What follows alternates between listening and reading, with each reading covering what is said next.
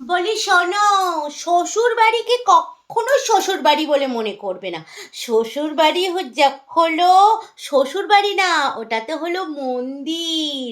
আর ওখানে যে সমস্ত লোকজনরা থাকে তারা হচ্ছে ভগবান, সবাই ভগবান। কারণ তারা বউদের নামে কোনো কুকথা বলে না। তারা ছেলের বউকে মাথায় করে রাখে। ছেলের বউকে সে যা করে ছেলের বউ সব মেনে নেয়।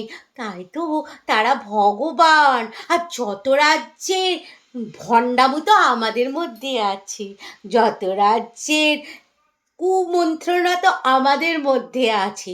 আমরা তো বসে বসে মাথার মধ্যে সবসময় এটাই চিন্তা করি যে কি করে এই সংসারটাকে ভাঙবো, কি করে এই সংসারের লোকগুলোকে আলাদা করব, তাই না?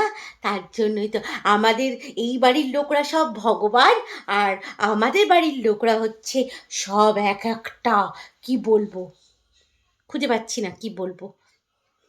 তোমরাই কমেন্টস করে জানাও।